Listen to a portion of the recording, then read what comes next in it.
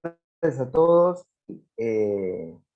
Nada, hoy voy a tratar de darle la charla de ortopedia infantil. Vamos a verla desde otro punto, ¿sí? Un poco no tan clásico, y ponernos a hablar así con una clase magistral de... ¿Me escuchan ahí? Sí, se escucha bien, Doc.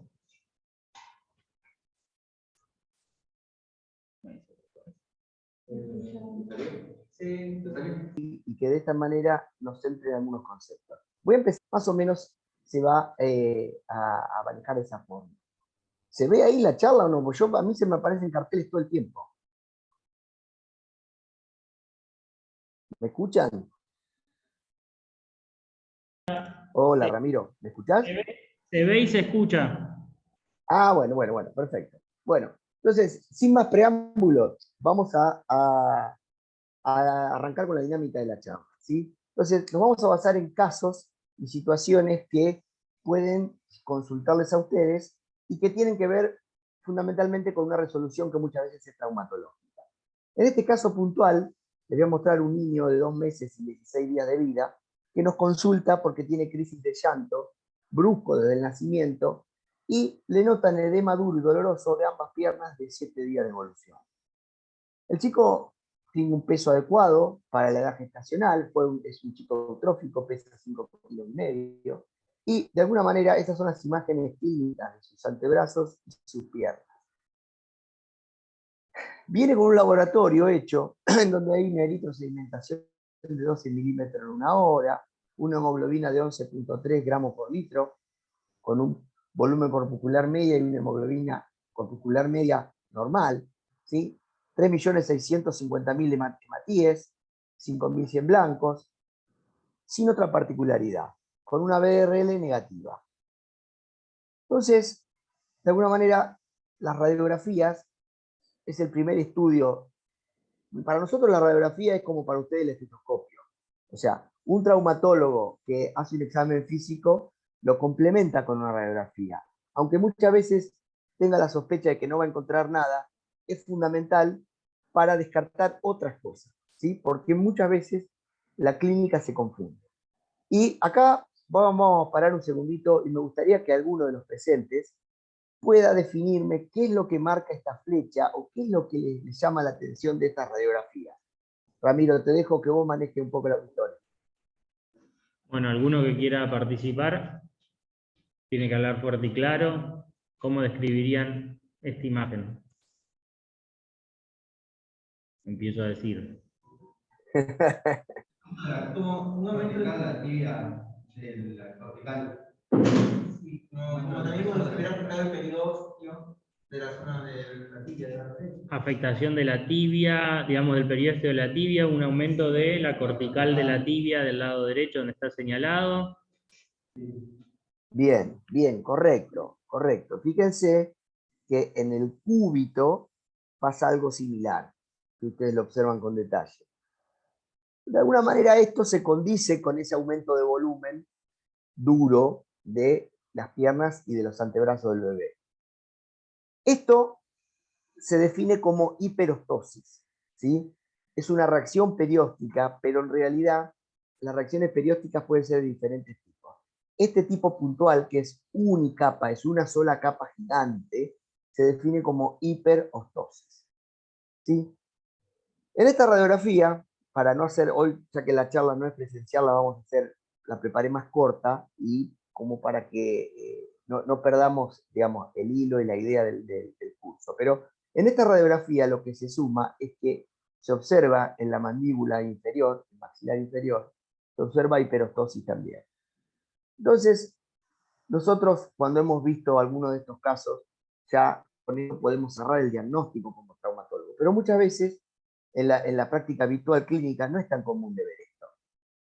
Entonces, como les comentaba, las reacciones periósticas en realidad pueden ser unicapa, multicapa, existen las reacciones que ustedes han sentido nombrar en el pregrado del triángulo de Cotman, que es, o en el sol naciente, que eso se presenta en patologías tumorales malignas, pero las hiperostosis pueden ser de dos formas, con aumento del canal medular y que se insufla todo el hueso, o no, o el hueso no queda insuflado, pero sí se aumentan las corticales externas.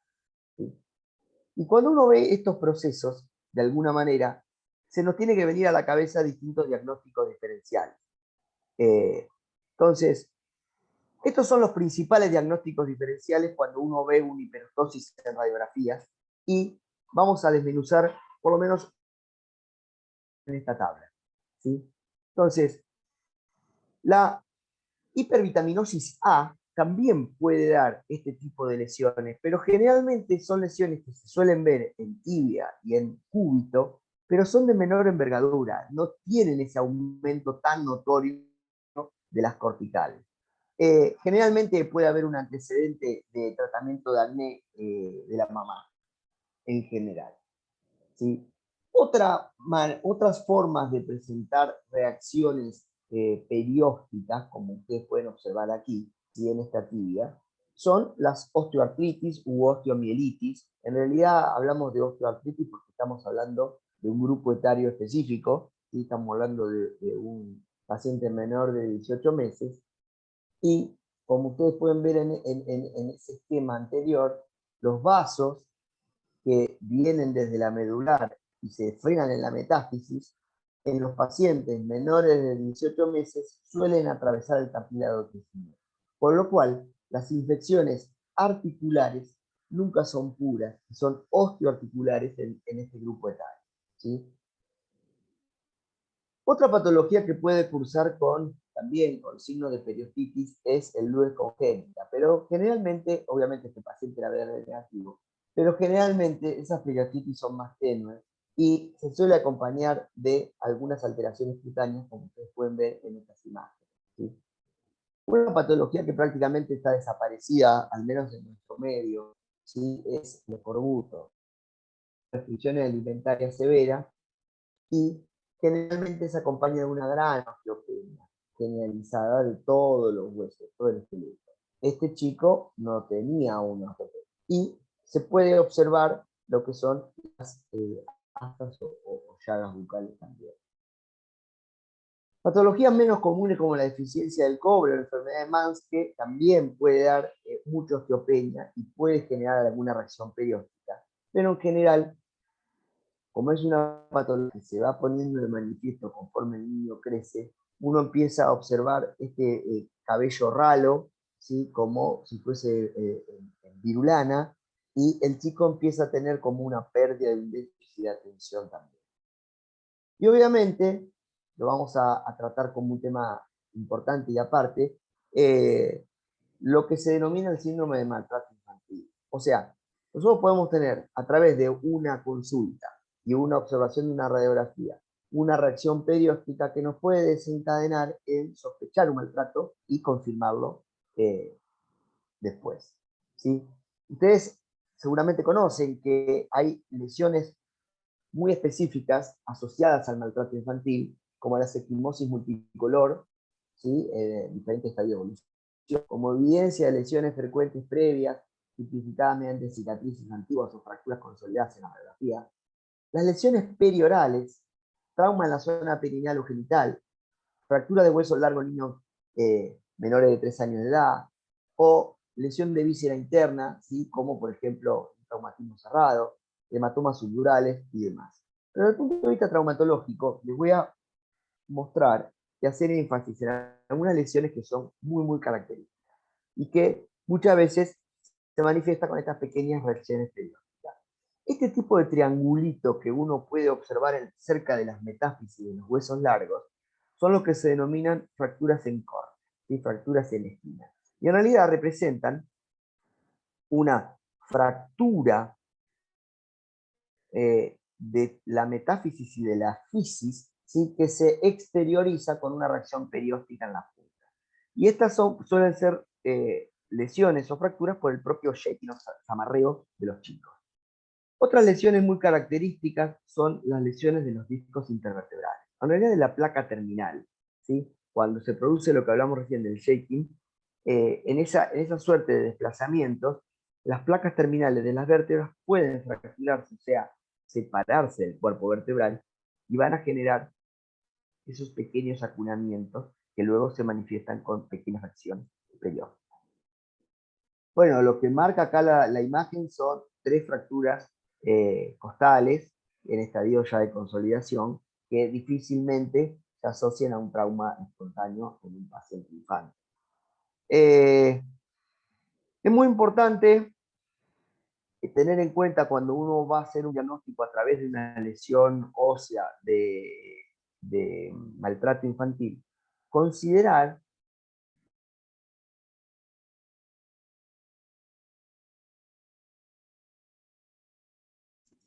Doc, no se escucha ahí.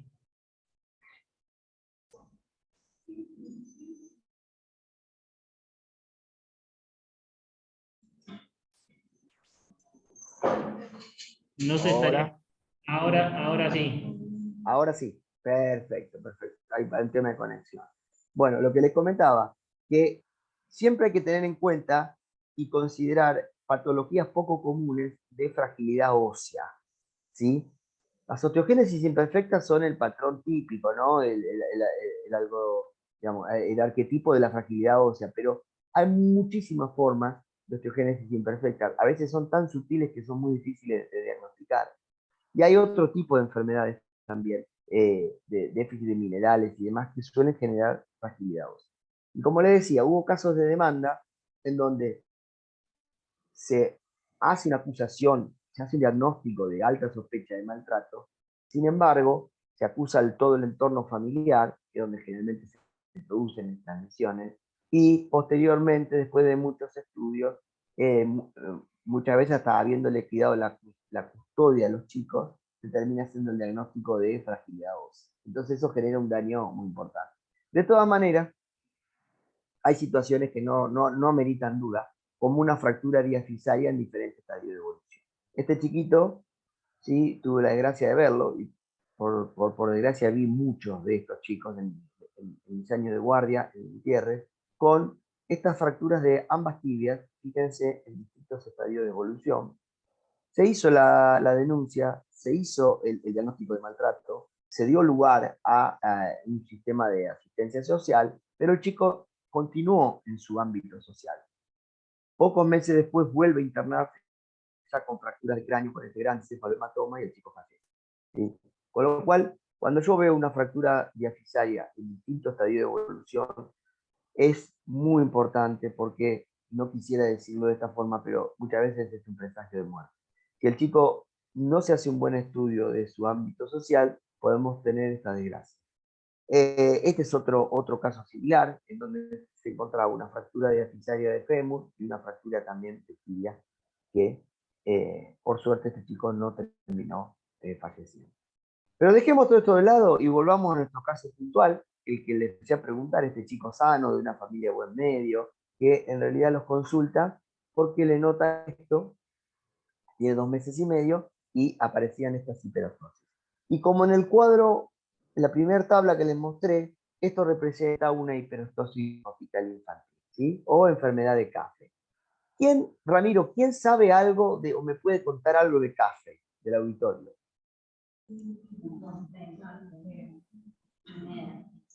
Ni idea. Ok. Traductor. Ok. Bueno, un poco, ya te digo, la idea de estas charlas es un poco descontracturada y presentar temas que habitualmente no suelen verse, y evitar esas charlas, digamos, académicas de temas tan puntuales como tortícolis, mujeres de cadera, que los vamos a ver desde otra forma. ¿Sí? Ahora, después la charla se va a ir relajando y vamos a ver temas más sencillos, pero como le dije, esta charla es más corta de lo que habitualmente vamos a preparar. ¿Sí? La hiperstosis cortical infantil, el diagnóstico es clínico, ¿sí? El tratamiento es sintomático, se le suele dar paracetamol a los chicos. Se hace un seguimiento clínico, radiográfico y humoral, ¿sí? Por ejemplo, estos son resultados de este paciente, ¿sí? En donde fíjense que la FAL está dentro de lo normal, la paratormona también, y que desde el diagnóstico, a los 2 meses de vida, en este paciente se registró una sola reagudización. La misma fue en los mismos sitios y de menor intensidad. O sea, el chico manifestó otra vez tumefacción, dolor y calor local en antebrazos y piernas, pero de menor intensidad. Las lesiones radiológicas evolucionaron bien a lo largo de los 12 meses siguientes, y ustedes ven que la clínica también. Fíjense que ya la tumefacción clínica, que uno no puede palparlo, ¿no?, en la foto, pero ya era menor, ¿sí? El bebé, el chico sano, ya se desarrolló sin ningún tipo de problema. Fíjense cómo las tibias evolucionaron a una resorción intracavitaria. O sea, quedaron sin esa hiperostosis, pero quedan como si fuesen quísticas. Esa gran imagen quística en ambas diáfisis de tibia. Que uno puede confundir esto, si uno agarra la consulta a los 10 meses, con una displasia osteofibrosa. Sin embargo, haciendo la retrospectiva, es muy raro de encontrar una displasia osteofibrosa solo en tibias bilaterales. Entonces hay determinadas cuestiones que nos hacen pensar en una u otra patología. En cambio, fíjense que en el cúbito la resorción no fue endocavitaria, sino exocavitaria, y no tiene grandes zonas de insuflación. Es una osteopatía rara, se caracteriza por la habilidad de facción de partes blandas y engrosamiento cortical de huesos adyacentes. Aparece antes del 5º mes de vida, evoluciona por brotes y se autolimita en general en el primer año de vida, ¿sí? Hay aparentemente una mutación del gen del colágeno A1, de herencia autosómica dominante, pero es de penetrancia incompleta, entonces es difícil de asociar. Se desconoce la forma de la que se desencadena este proceso autoinflamatorio, pero que se autolimita en definitiva, ¿sí? Entonces, de alguna manera, la biopsia no está indicada nunca, la evolución no provoca alteraciones de crecimiento óseo, excepcionalmente puede producirse alguna complicación como exoftalmía, pleuresía, pero tiene que ver con cuestiones que es una enfermedad autoinmune. Entonces puede hacer serositis en otro lado, ¿sí? Así que bueno, terminamos con este caso muy raro, por cierto, pero me interesa que veamos que a veces se presentan cosas que por ahí parecen exóticas, sin embargo, tienen una evolución buena y benigna. Lo importante es saber de qué se está hablando para dar la tranquilidad a los papás, y son estudios muchas veces innecesarios, como biopsia, cultivo, 1000 estudios y demás, ¿sí? Entonces, ¿alguien alguna vez había visto un café? Y no, ¿no es cierto? Por lo que me dijeron. No, por lo menos yo Bueno, no. bien, entonces, ante una eventual sospecha de un café, ustedes nunca se olviden de pedir una placa de mandíbula, porque es muy patognomónico la hiperostosis de la maxilar inferior, ¿sí? Se puede completar el estudio con un centellorama para ver si percapta en otro lado. Pero generalmente son chicos que están muy irritables, pero que están enteros desde el punto de vista médico y desde el punto de vista electrónico, ¿sí? Bien, vamos a pasar de tema y nos vamos a meter en un tema bastante más común, que con el cual vamos a cerrar la charla de hoy, que son las famosas claudicaciones de la marcha, ¿sí? Y acá el espectro es grande, la posibilidad es muy grande, pero vamos a marcar las más comunes, o las que habitualmente se les pueden presentar a ustedes en una consulta, en una guardia. Y vamos a empezar con este caso, un paciente de 14 años, que les consulta porque le duele la rodilla derecha y porque tiene una renguera o claudicación de la marcha. El dolor comenzó de manera súbita mientras jugaba al fútbol hace una semana y calma con el reposo, pero cuando camina se va exacerbando y le va aumentando. Acá le voy a mostrar el video del chico.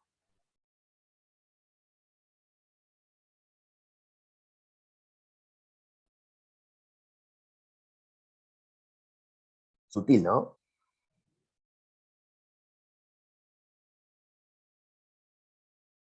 Bueno, escucharon la pregunta, ¿no? ¿Qué te duele? La rodilla, dice. Le voy a mostrar el video de nuevo.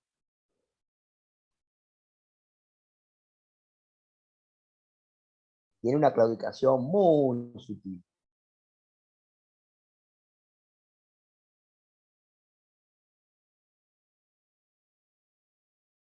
Bueno, al paciente le duele la rodilla. Entonces, cuando uno lo examina, digamos, acá tenemos un examen físico, ahí observamos la flexión de la cadera, las rotaciones, tanto interna como rotación interna, perdón, rotación externa. Fíjense que hay una leve limitación de la rotación interna, pero que parece ser constitucional en este paciente, que tiene un hábito más de tipo pícnico, pero no tiene limitación de la movilidad, ¿sí? Se ve como algo más constitucional, tiene un poco de tenuvalgo, ¿sí? Acá observamos ambas rodillas, desde el punto de vista clínico no se ve borramiento de los relieves anatómicos del cuádriceps o de la rótula, no hay edema, no hay rubor, no hay calor, ¿sí? Entonces, tiene un examen físico de la rodilla con las pruebas específicas que nosotros le hacemos para ver si está estable, todo negativo, ¿sí? Esta es la radiografía de la rodilla, donde yo me voy a permitir a comentarles que yo no veo nada en esta radiografía, esa sí es una radiografía normal. Y acá vamos a dejar el interrogante de qué les parece a ustedes, qué hacemos con este chico.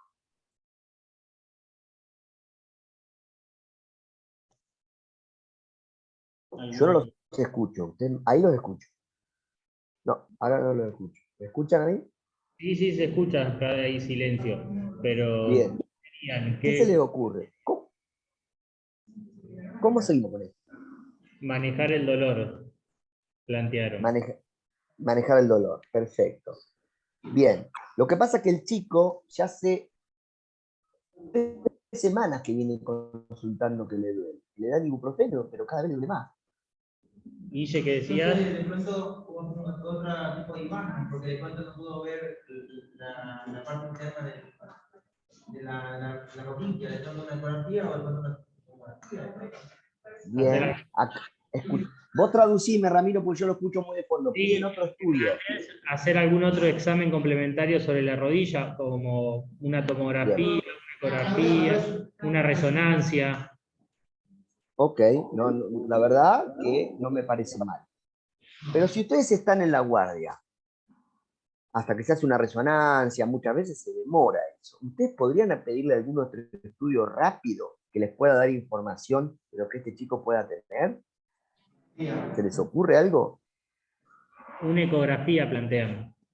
Está bien, una ecografía. Lo que pasa es que la ecografía está bueno pedirlo cuando vos sospechás algo.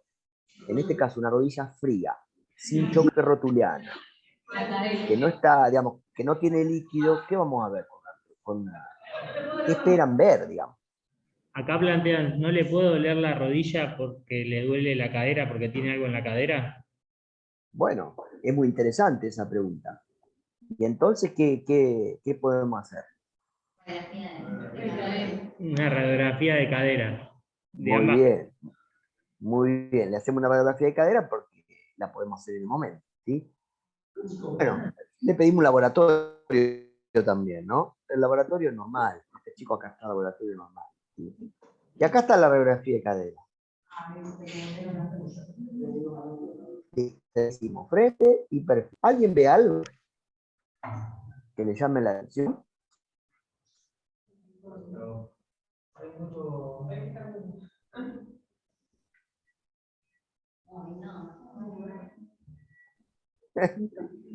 Yo escucho, ¿eh? Acá hablen fuerte, ¿eh? ¿Qué les impresiona? ¿Alguna lesión? ¿Algo que les llame la atención? ¿Una solución de continuidad? ¿Cómo está la articulación en sí? ¿Ven algo que les llame la atención? ¿La posición? Mirá, ahí.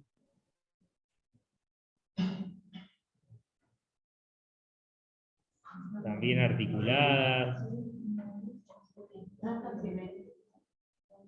¿Está en su lugar?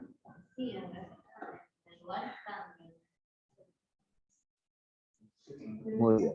Bueno, yo creo que acá lo que tenemos que destacar, que es muy, muy importante, que ante una gordito que le duele la rodilla hace un mes, cuando camina aumenta el dolor, que le hayan pedido una placa de cadera. Eso es fundamental. O sea, ahí donde ustedes van a la diferencia entre un paciente que se pierde por los pasillos de la medicina y vienen 6, 7 meses después con el problema muy agravado, a un paciente que ustedes lo agarran a tiempo y le solucionan el problema. Este paciente tiene una epifisiolisis de cadera, ¿sí? Una epifisiolisis de cadera derecha, ¿sí? Leve, grado 1, incipiente. Pero que si ustedes observan en la radiografía de frente, obsérvense que el aumento del diámetro, del ancho de esta fisis es distinta al del otro lado. A su vez, si ustedes trazarían una línea que sigue el borde superior del cuello, prácticamente no corta nada de la cabeza del muerto. Eso se llama línea de Klein. Fíjense del lado sano, que sí, deja por lo menos un tercio de cabeza para afuera. Pero en el perfil sí se ve que está deslizada, que está caída un poquito hacia atrás. Generalmente esto es muy frecuente de ver, ¿sí? Que los chicos consultan a diferentes médicos por dolor de la rodilla.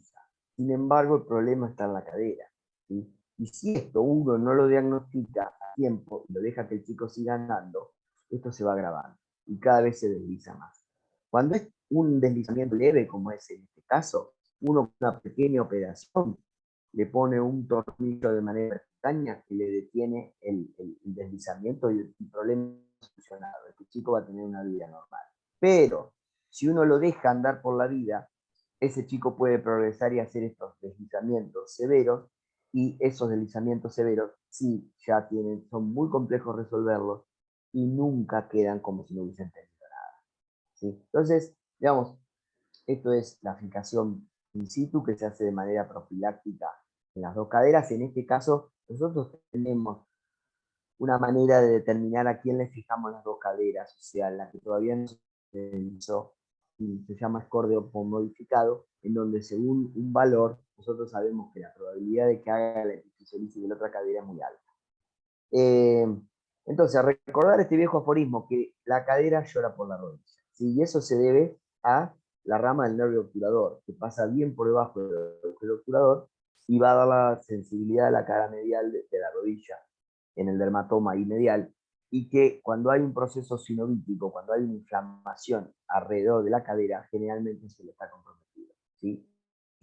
Entonces, lo importante de este caso que nos deje como aprendizaje es eso. Un adolescente que viene porque renguea, que dice que le duele en la rodilla vos lo revisás y no le ves nada. Nunca se olviden de pedirle una placa de cadera, no se olviden de pensar en la epifisiolisis de cadera. ¿Sí? Para pasar un poco la idea de hoy, vamos a hablar les voy a mostrar otros tipos de claudicación de la marcha, pero de origen en cadera, ¿sí? Por ejemplo, fíjense este nene, ¿sí? Está irritable, tiene una claudicación de la marcha claramente por déficit de movilidad en la cadera, ¿sí? Este chico había empezado hace 2 días con este cuadro, que hoy se levantó con un cuadro muy notorio, afebril, y que había tenido un cuadro de vías aéreas superiores hace más o menos 15 días, ¿sí? Sin embargo, el chico que está acá abajo es un paciente que viene hace 4 o 5 días con mal estado general, con fiebre y con dolor de cadera. Fíjense que le cuesta muchísimo apoyar a este paciente con respecto al otro. Como les dije anteriormente, lo primero, aunque uno sospeche una patología banal, siempre pedir una radiografía de cadera frente al perfil, porque muchas veces nos encontramos con cuadros que parecen algo sencillo, sin embargo era un quiste óseo de cadera a punto de fracturarse u otras cosas. Y cuando le pedimos una ecografía, se ve que hay abombamiento capsular, ¿sí? Fíjense una cadera con respecto a la otra, y lo que confirma que esa cadera, esa articulación tiene líquido, ¿sí? O sea, hay líquido adentro de esa cadera. ¿A ustedes qué se les ocurre en el caso del primer bebé y en el caso del primer chiquito y en este caso del otro nene? Este paciente tiene 6 años y el otro tiene 3 meses. ¿Qué se les ocurre a ustedes? Día 1, no se peleen. Arriba dice el paciente más chico una sinovitis de cadera. Correcto. Y el otro, y el de abajo una artritis séptica. Por la clínica, por la fiebre, el mal estado general, Bien, bien, bien. marcada, el ¿Y dolor. qué hago? ¿Cómo le pongo cascabel al gato acá? ¿Cómo cierro la jugada? ¿Cómo la termino, digamos?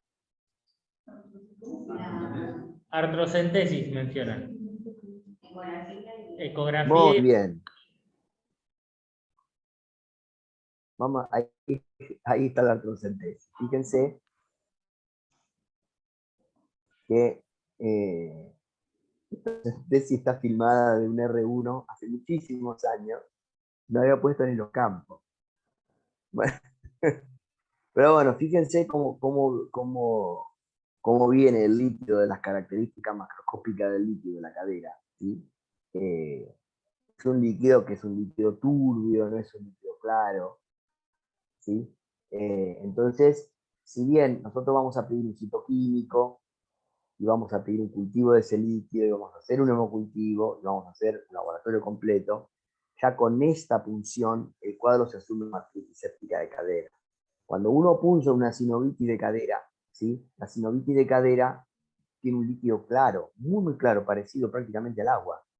Y calma el dolor inmediatamente después que uno punza al paciente. Lo deja, obviamente el nene llora, generalmente esto se punza. Lo ideal es hacer una pseudoanestesia, pero no siempre contamos con como un lugar adecuado o buena predisposición para que le hagan una pseudoanestesia con ketamida, y a veces se terminan haciendo en crudo estas funciones. En otros casos se hace quirófano, pero... entonces una vez que el chico se calma, después del estrés de la función, cuando es una sinovitis de cadera, a los 15-20 minutos de que la movilidad es otra. Así que siempre, ante una duda de sospecha de artritis séptica versus sinovitis de cadera, siempre ante la duda se punza. ¿Sí? Y si uno lo punza y viene un líquido que le genera dudas, se opera. En dudas, ¿sí? Es preferible operar 10 sinovitis de cadera y no convertir una artritis séptica.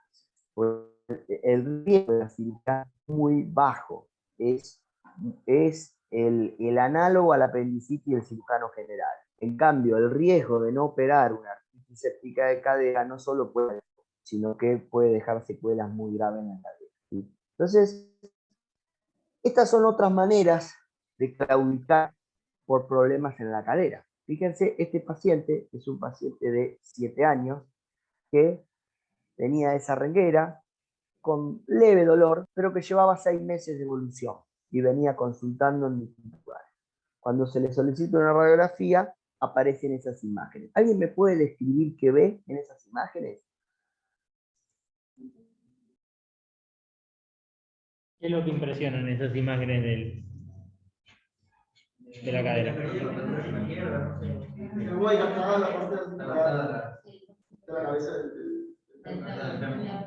La cabeza del fémur izquierdo está como disminuida de tamaño, como que no pareciera que está en su forma normal.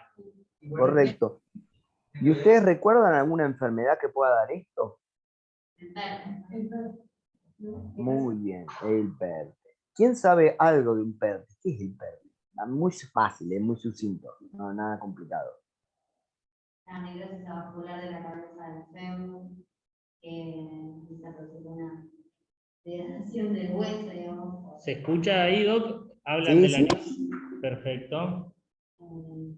¿Algo más? Que tiene mal pronóstico si no se trata rápido. Mal pronóstico si no se trata rápido.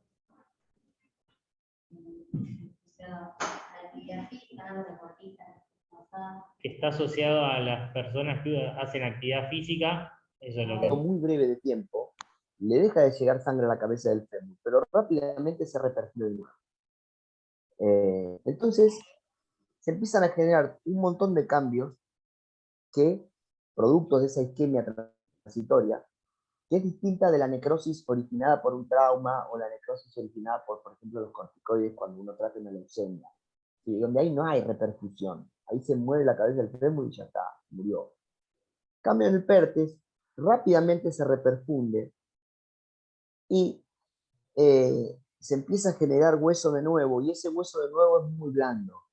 Es un hueso blando que cuando el chico empieza a caminar se empieza a aplastar como plastilina, se empieza como a salir del continente, o sea, salir de la cadera, del acetábulo. Fíjense en la radiografía cómo se ve este pico que se va como chorreando hacia afuera. ¿Sí? Entonces, hasta que en un momento sí se vuelve a generar y se vuelve a poner duro, pero si queda con este molde todo formado, la cabeza del fémur se forma de manera irregular y de una forma distinta y no redonda. Y eso, además de generar problemas mecánicos en la articulación que la van a hacer que se desgaste, ese fenómeno isquémico altera el crecimiento del fémur proximal.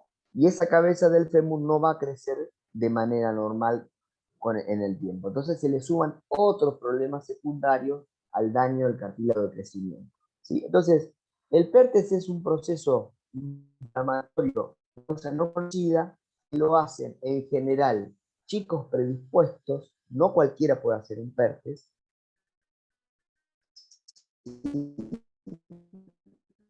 y generalmente son nenes, y son chicos que se...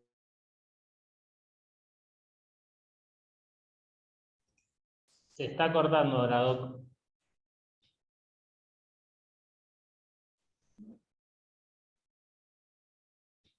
Se cortó un segundito.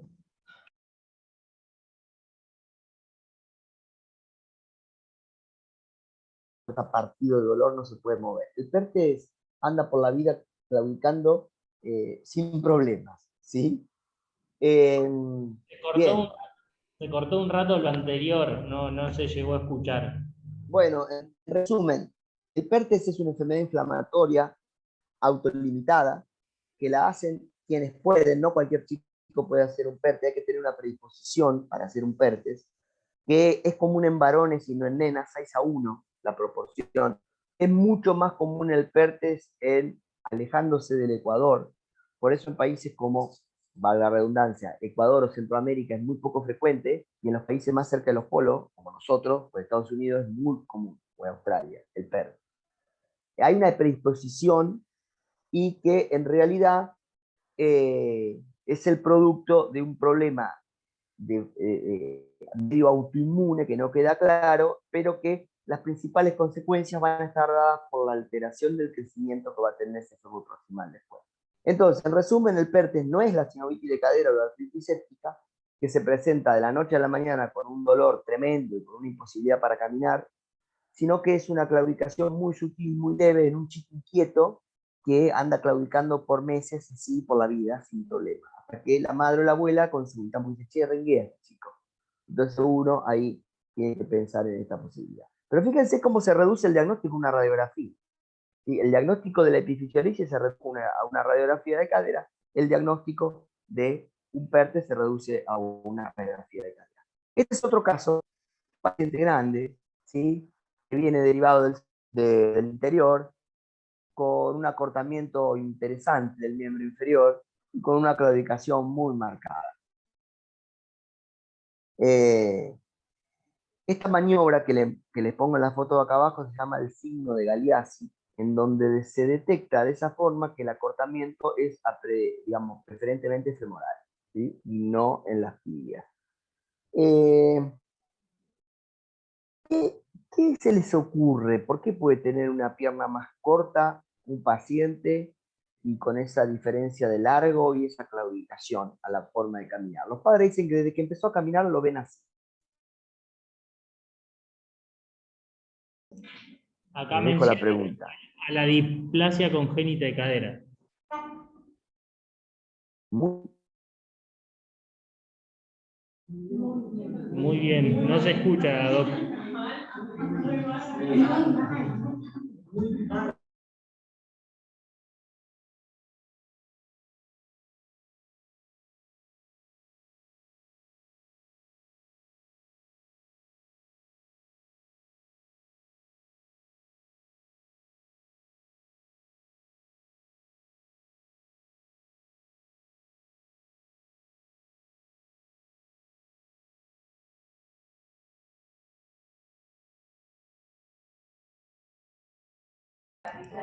Doc, no se escucha.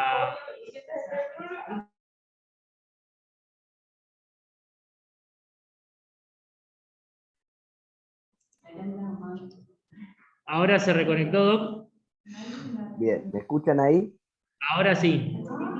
Bueno, entonces lo que les terminaba de decir es que esta luxación con cadera es una displasia del desarrollo de la cadera que evolucionó a luxación de manera digamos, inveterada, porque fíjense que no tiene acetábulo. ¿Sí? El acetábulo de este lado redondito, y de este lado está plano, plano, plano. Por lo cual esto no puede ser una luxación traumática, por ejemplo. ¿Sí? Entonces, bueno, esto simplemente, si bien después vamos a tratar el tema específico de la displasia al desarrollo de la cadera, si lo vamos a tratar en una charla, nos vamos a meter en ese tema puntual. Esto se lo mostraba a modo de que cómo puede a veces una claudicación de la marcha representar distintas opciones diagnósticas. Y muchas veces se reduce a una radiografía simple. Entonces, cuando ustedes les consulten o vean a pacientes que les consulta porque vea, ¿sí? Independientemente de que puedan sospechar que tiene algo en tobillo, algo en rodilla, nunca se olviden de pedir una radiografía de cadera. Y en especial en un paciente o puberal. ¿Sí? Así que bueno, la charla de hoy la vamos a dejar acá. ¿Sí? Era simplemente como una primera aproximación a lo que van a ser estas 3 charlas que nos van a quedar, que van a ser de forma más presencial, más dinámica, y que vamos a tratar. Vamos a ver algunos casos y vamos a tratar algunos temas concretos que me parecen importantes y capitales, entrar un poquito más en detalle. Así que bueno, Perfecto. Ramiro, ¿me escuchás? Sí, sí, Dale, sí. les mando un saludo grande. Gracias a ustedes, hasta luego. Chao, chao, chao. Hasta luego.